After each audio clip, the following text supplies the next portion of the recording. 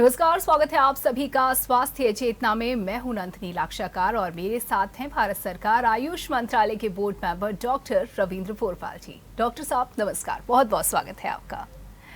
तो दर्शकों, गर्मियों का मौसम देखिए आ चुका है और गर्मियों का मौसम आते ही तमाम तरीके की परेशानी हमारे सामने देखने को मिलती है। ज्यादातर परेशानियों का हम जिक्र करते हैं जो कि हमारे स्वास्थ्य से संबंधित होती है, लेकिन अच्छे व्यक्तित्व का भी हमें हर मौसम में ख्याल होता है और गर्मियों का मौसम लेके आता है तमाम तरीके की हमारे सौंदर्य से संबंधी परेशानी। और गर्मियों के मौसम का सीधा सीधा और सबसे ज्यादा असर या कह सकते हैं कि दुष्प्रभाव हमारी त्वचा पर पड़ता है। तो डॉक्टर साहब, जैसे कि मैंने जिक्र किया हमारे दर्शकों से, तो आज के इस कार्यक्रम में हम चाहेंगे अपने दर्शकों से त्वचा संबंधी जो तमाम परेशानियां होती हैं जिनसे हमें रोजाना दो चार होना पड़ता है, उन पर बारी बारी से बात करना, चर्चा करना और क्या कुछ उनके घरेलू समाधान हो सकते हैं। तो जिस तरीके से मैंने जिक्र किया, डॉक्टर साहब आपका क्या मानना है, गर्मियों का मौसम आता है तो त्वचा संबंधी बहुत परेशानियां हमारे सामने हो जाती हैं, तो क्या इन पर पार पाया जा सकता है या फिर गर्मियों के मौसम का मतलब ही यही है कि त्वचा संबंधी परेशानियां होनी ही होनी है? नंदिनी जी, अपने देश में जो मौसम है, विशेषकर गर्मियों का मौसम जी, केवल त्वचा के लिए ही नहीं, जन सामान्य के शारीरिक और मानसिक स्वास्थ्य के लिए भी बहुत खराब समझा जाता है, बहुत खराब माना जाता है।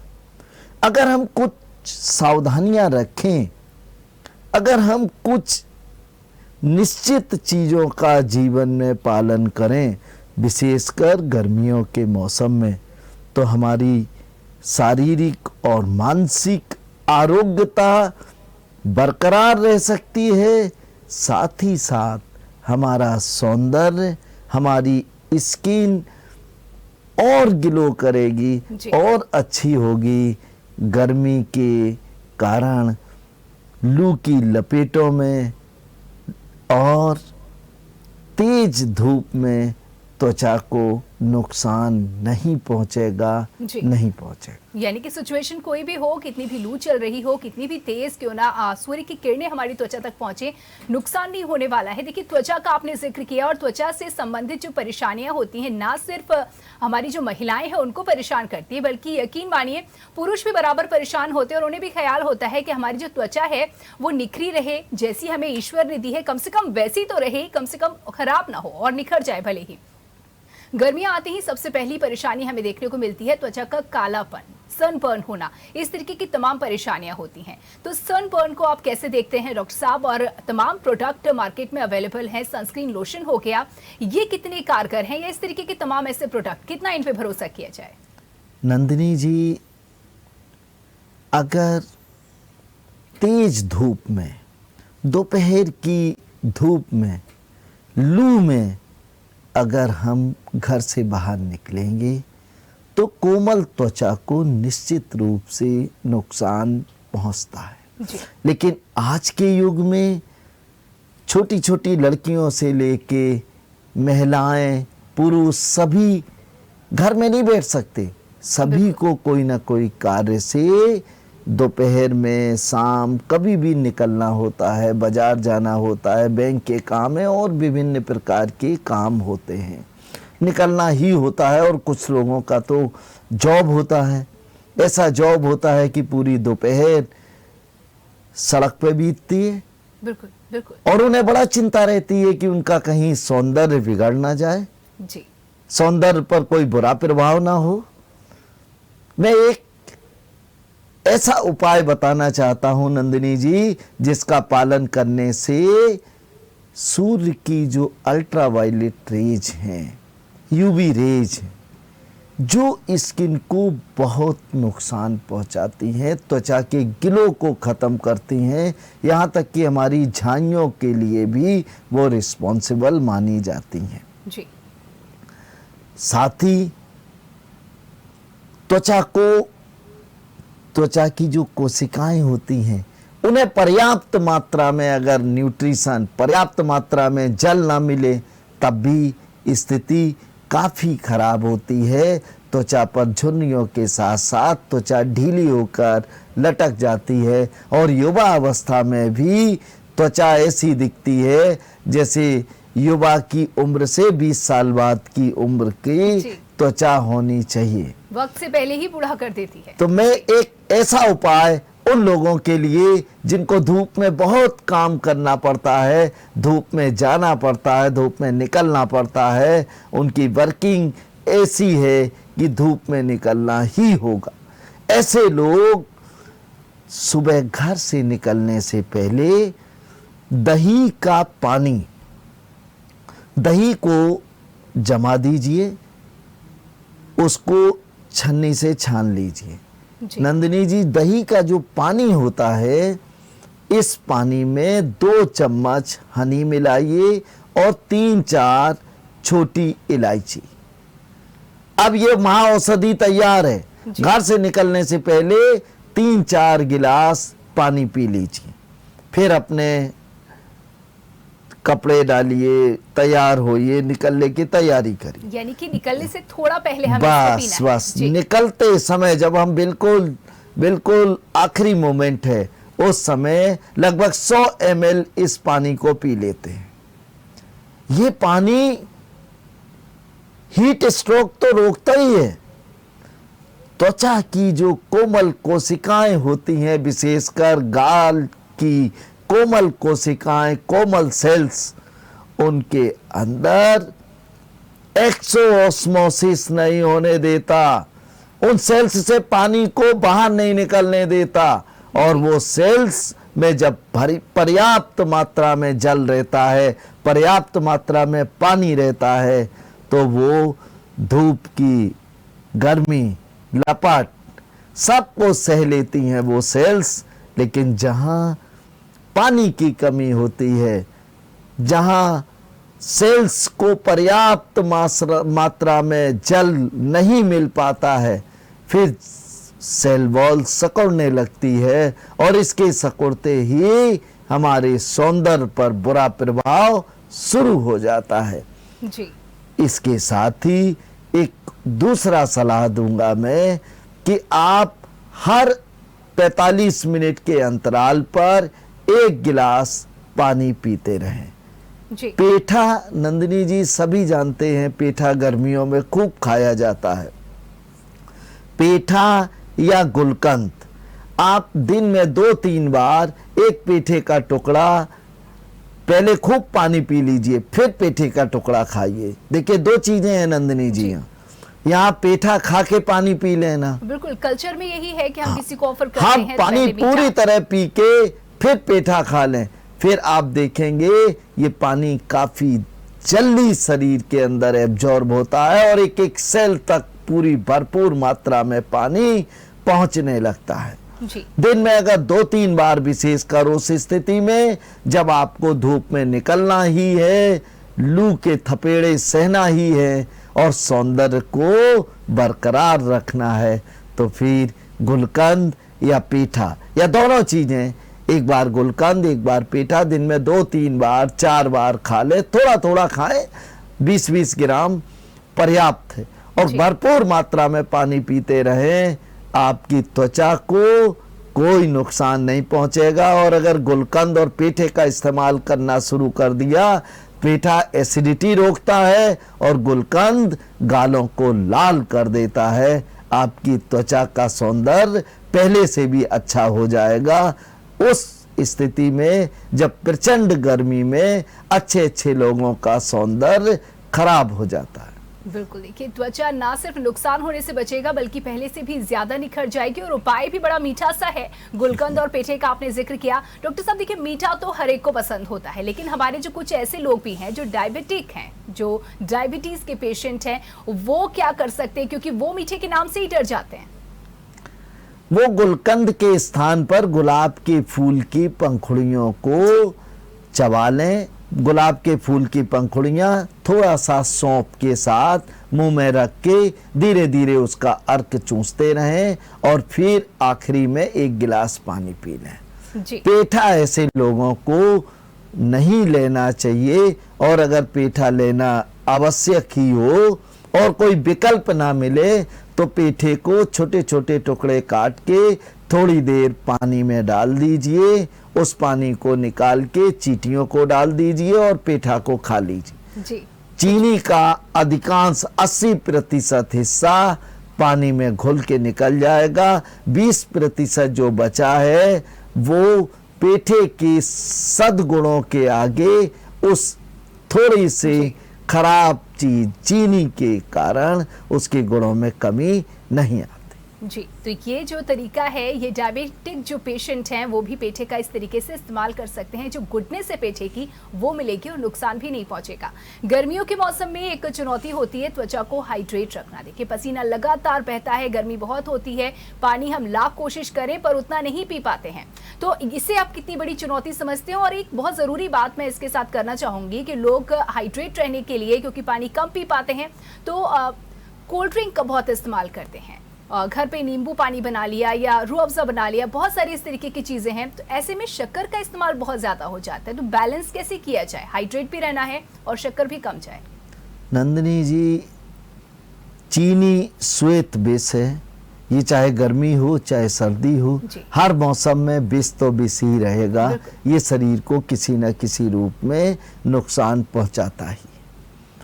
दूसरा, आजकल प्रचलन चल गया है कोल्ड ड्रिंक का, पैक्ड जूसेस का।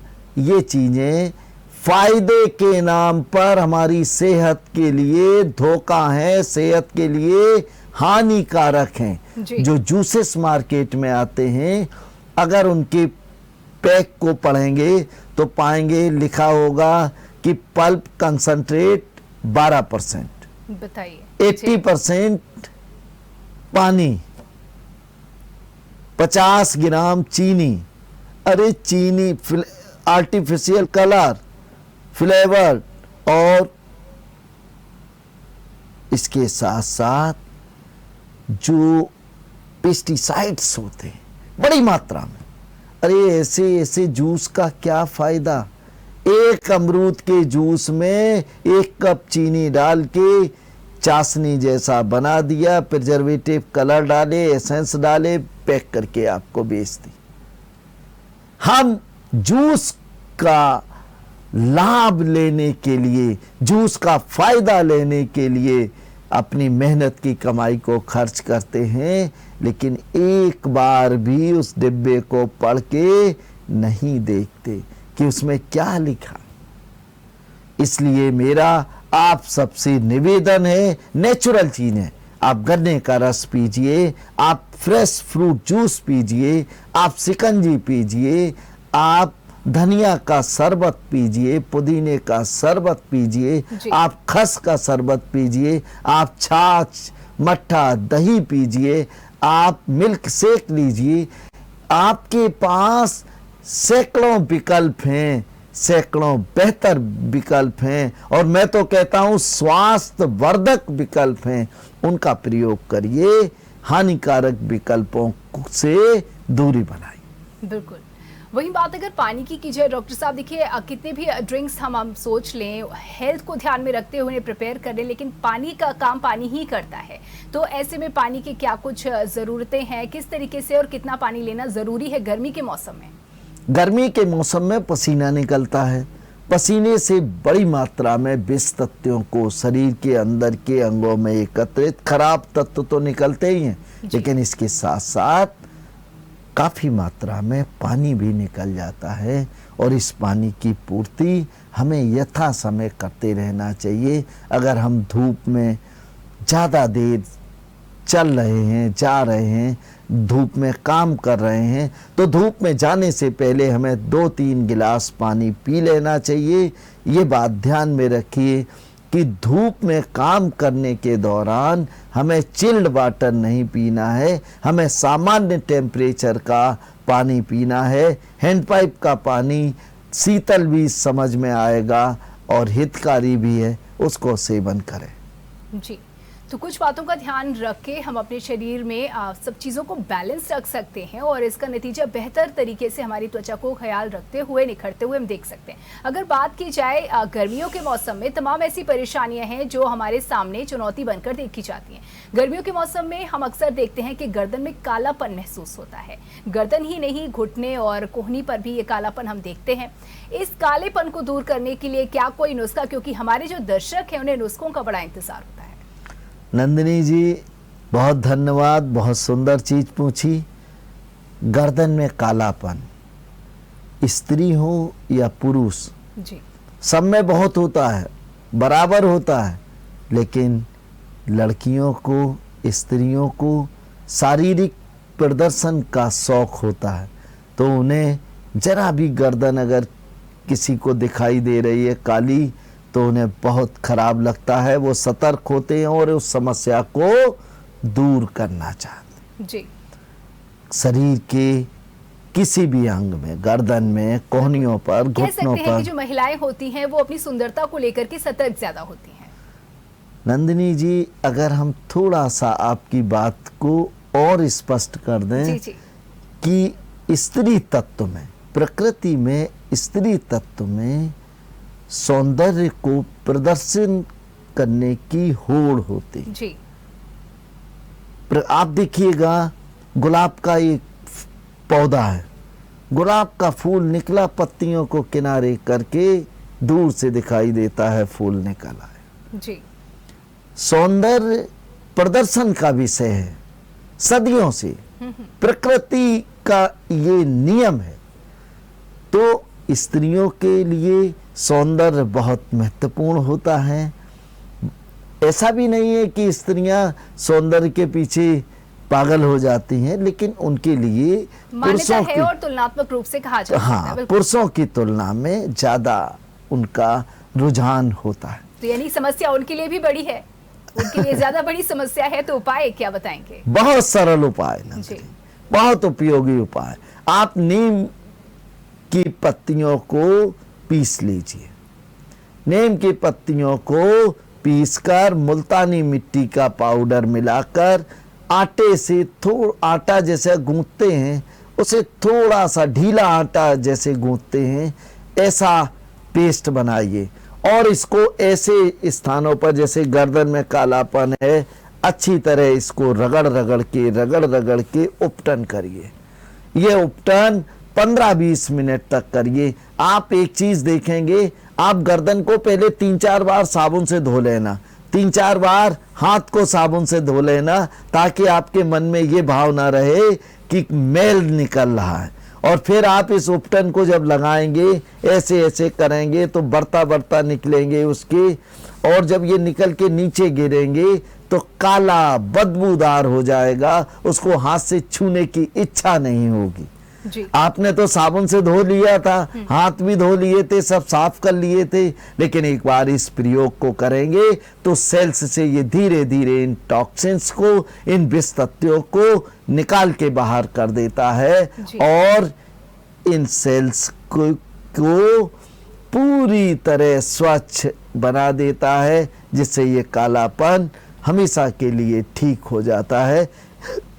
ये गर्दन के लिए भी और कोहनी और घुटनों के लिए भी क्या ऐसी उपाय को इसी तरह अपनाया जा सकता है? जरूर अपनाया जा सकता है, और ये प्रयोग 4 से 6 सप्ताह तक करना चाहिए। इससे आगे भी कर सकते हैं, क्योंकि 10 दिन 5 दिन में ये कालापन पूरी तरह जाता नहीं है, कम होने लगता है। बहुत बार 12 हफ्ते का भी समय खर्च करना पड़ता है, तो इसमें कोई चिंता करने की बात नहीं है। ये तो एक्सटर्नल एक उपाय है, लेकिन ये उपाय चमत्कारी है, हितकारी है और आपकी समस्या का जड़ से समाधान देने वाला है। तो इस चमत्कारी और हितकारी उपाय को जानने के बाद बढ़ते हैं अगली समस्या की ओर। गर्मियों का मौसम आए और पिंपल्स की परेशानी ना हो, दाने ना हो त्वचा पे, खुजली ना हो, तो ये तो हो ही नहीं सकता। बहुत ज्यादा इस परेशानी से दो चार करना पड़ता है। मौसम बदलते ही पसीना जब आता है, हम काम करते हैं, धूप में निकलते हैं, ये ध्यान नहीं दे पाते हैं, काम में इतना बिजी होते हैं, तो त्वचा पर दाने होना सामान्य है। मुहासे जिससे निकलते हैं उसमें मुहासों की निकलने की संख्या बढ़ जाती है, यानी कि उसमें तादाद में इजाफा हो जाता है। तो क्या उपाय बताएंगे?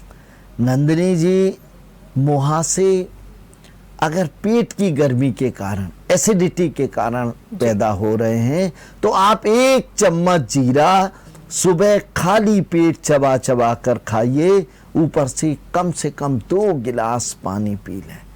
ये पित्त शामक उपाय है और शरीर के अंदर अतिरिक्त मात्रा में बन रहे एसिड पित्त को शरीर से बाहर निकाल देता है और हमारे पाचक संस्थान में, हमारे डाइजेस्टिव सिस्टम में यह व्यवस्था को सुनिश्चित करता है कि अतिरिक्त मात्रा में पित्त का निर्माण ना हो।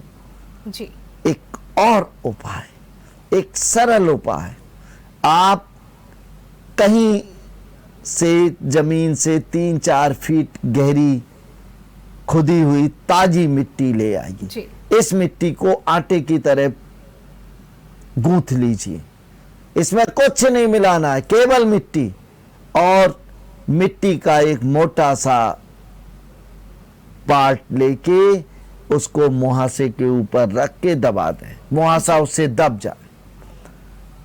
आधा घंटे ये लगा रहने दें, 4-5 दिन ये उपाय करें, आप देखेंगे मुहासा तो गायब ही, मुहासे का निशान भी गायब और आपकी त्वचा बिल्कुल चमचमाती, सौंदर्यवान, आपकी त्वचा बहुत बहुत अच्छी, कोमल, नर्म हो जाएगी। ये तो बड़ी अच्छी बात है, क्योंकि तमाम इस तरीके के महंगे प्रोडक्ट आते हैं मार्केट में, और वहीं सस्ती चीजों के लिए हम कहते हैं कि ये बिल्कुल मिट्टी मोल है, यानी कि बिल्कुल कीमत नहीं है इसकी, और ये मिट्टी ही आपको ज्यादा फायदा पहुंचाने वाली है। बड़ी बात ये कही आपने कि गहरी खोदी हुई मिट्टी, यानी कि मिट्टी का साफ सुथरा होना जरूरी है, ऐसा है क्या? जी, मिट्टी साफ सुथरी हो। बहुत से लोगों को कहीं किसी के घर के आसपास अंडरग्राउंड कहीं खुदाई हो रही है, रोड बन रही है, जी जी, वहां से मिट्टी आप एक पॉलीथीन में भर के ले आइए, काम आती रहेगी। जी, काम आती रहेगी, बिल्कुल सही कहा आपने। देखिए, अगर बात की जाए खाने पीने की कुछ आदतें, हम चाहते हैं कि अब पानी तो हम चलिए ले लेंगे, कॉन्शियस हैं, अब हम पानी का भी इस्तेमाल करेंगे। जिस तरीके से आपने बताया, जो सॉफ्ट ड्रिंक्स हैं, जो उनका भी किस तरीके से कि उनके मीठे भी कम हो, और यानी कि शुगर भी हमारे शरीर में ना जाए, उनका भी इस्तेमाल करना है। लेकिन खाने पीने की ऐसी कौन से हैबिट्स हैं जिससे हमारी त्वचा हाइड्रेट रहे, इसका जवाब हम चाहेंगे। लेकिन फिलहाल यहाँ रुकेंगे एक ब्रेक के लिए, कहीं मत जाइएगा।